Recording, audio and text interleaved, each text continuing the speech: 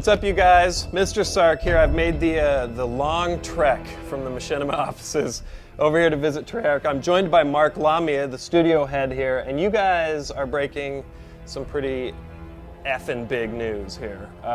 You're announcing Black Ops 2 officially. Every summer, though, Call of Duty fever starts to set in. Let's start off, obviously, you guys usually open up the floodgates with talk about the campaign, the setting, and you have some really interesting twists going on with Black Ops 2.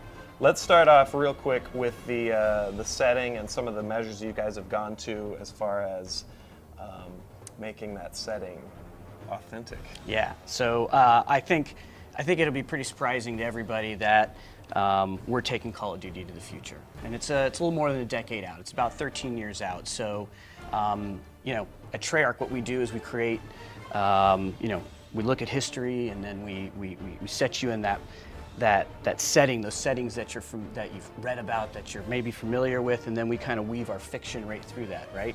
Well, that's really important when we're creating our future setting, which is a little more than 10, 13 years out, and we turn to experts to help us with some of that stuff. And so we worked with somebody by the name of Peter Singer, who's a senior fellow at the Brookings Institute, who advises world leaders on, at the Brookings Institute, what they do is they advise these world leaders on, like, what should they be concerned about in the next 10 to 13 years. So as we're creating our future history conflict, we're going through, we're talking to these people, and they're telling us about, Peter's telling us about the advancements in technologies that we can expect. And I think, you have to think back 13 years and what was technology like for us and on the battlefield. When you think out 13 years, there's going to be some pretty dramatic advances in the use of robotics, AI, and drones on the battlefield. This isn't science fiction anymore. This is totally reality. And if you look at the headlines, as fast as they may stream off the front page there,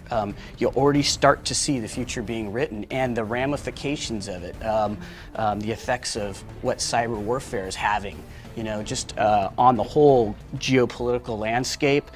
We've created an entirely new fiction about a second Cold War. This game is going to span two time periods, the first Cold War in the 80s, as well as the second Cold War. And that's really important for us because we're going to be telling a story where you're going to be playing the characters from the first Black Ops, and through their eyes, you're going to see how our villain is created during that first Cold War during the 80s. And you'll learn about his motivations and then what he's truly capable of in the year 2025 when technology is advanced. One of my favorite parts of your presentation was, and it must feel so good for you guys, you started asking us, who's heard of rare earth materials and all this stuff? And I was like, I don't know what Mark's talking about right now. and then you started dropping news clips and Obama speech videos and all this stuff. From a month ago. Yeah, and so, it's kind of cool. The experts and the references you guys have pulled and are referring to in this game are sort of just now becoming a really noticeable thing, which is kind of cool. Yeah, they're making the headlines right now. I still think a lot of people aren't aware of some of this stuff. Certainly I'm sure some of the viewers that you have heard of some of the cyber warfare stuff that's going on out there. It's real. There's real, actual Black Ops cyber warfare going on right now in the world, and it's making some of the headlines. We use rare earth materials as sort of in our fiction as the new oil in the next decade. These are the things that you find in all of our consumer electronics devices, your smartphones, your tablets, your plasmas. Ironically enough, we call it the new oil. It actually is in the materials that are going to replace our dependency on oil. It's in hybrid car batteries, it's in wind turbines and solar technologies. All these technologies are all using these rare earth. Now, I think the shocking thing is that people might not understand is that 95% of the world's rare earth materials are coming from China, which has quite a large population of its own to serve with all of those things, the consumer electronics devices and everything else. And it makes for a really interesting setup for a Cold War fiction going in the future. Game mechanics and gameplay. Let's stay in campaign for now. Okay. Because you guys have tweaked campaign, as you guys know it, pretty heavily. I mean, some of the things we can hit on right now, you've got branching storylines, choices in choice. game that affect the outcome of the campaign. The outcome of the and campaign. then the big one for me is the Strike Force stuff.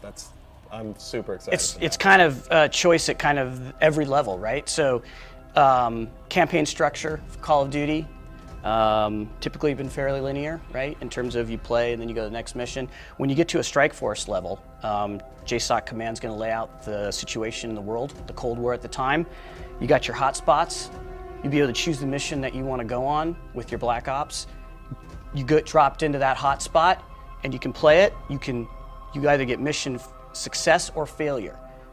And normally in Call of Duty, if you fail, it's like you play again, right? But actually in this mission, if you fail, that's just part of the story, and it goes off on a different branch. And by the way, these other missions that you didn't choose, the fiction carries forward with that until, except if you want to go back and play, which is cool by us, because we would love nothing more than for you guys to want to go back and get more enjoyment out of the campaign. But it really is choice at every level. It is sandbox gameplay.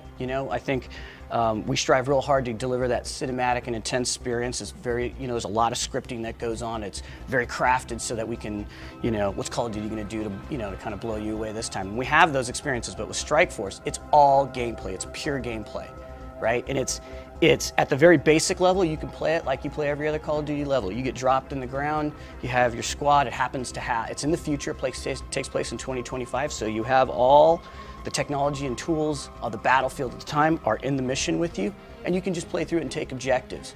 But that would only be scratching the surface, because you actually have the opportunity to move between different members of your squad. You can take over any of the equipment on the battlefield, whether it's the land ones or the air ones. You can fly and drive, and they have awesome weaponry. You can play it in Overwatch mode, which is a tactical view. You can set up your scenario in tactical view, then go back down and play it on the ground, and then you can move to be one of the, if you want to be a quad rotor who has, you have that heavy caliber on that. You have, we have this thing that we call the Claw, which is the cognitive land assault weapon, and this thing is insane. This is basically a tank.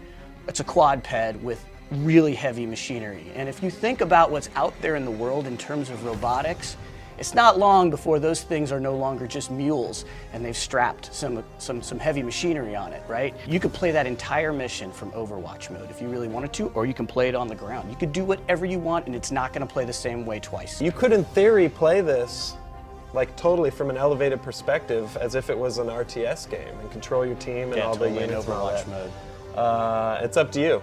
At any point, he was zooming down into, I want to be that soldier right now, and hack that node or whatever, or I'm going to hop into that unmanned drone. So I don't know. I think that's huge. It adds a lot of variety to the campaign. Man, there's a ton of new gameplay mechanics going in, right? Between that, it's like you can fly, you can drive, you play, traditional COD style, tactical overview. That's one level. You can do all that stuff in, or you can just play it through traditionally. And the thing about it is when you play one of these levels, it actually affects the storyline, because it affects what's going on in the Cold War and on the geopolitical level, and it branches off, and that's really the case with actually there'll be these key decision points in the game, and they're going to come at you COD style, not like it's not going to come up and it's going to be like, hey, there's a choice A or B, which one do you want? It's going to be COD style. It's going to be intense. You're going to know there's a fork in the road, and it's happening, and you have to make a really hard decision, and some of these are going to be like really intense decisions, and the story will change as a result of that. It's unlikely that you and I will have the same ending in this game, and we'll be able to, I think it'll encourage people to want to go back and maybe make some different choices, and we're excited about that, because we're putting all kinds of new gameplay mechanics, sandbox gameplays we talked about in the Strike Force stuff, and that excites us that people might spend a little more time enjoying the campaign as well. A little example of that during the demo, where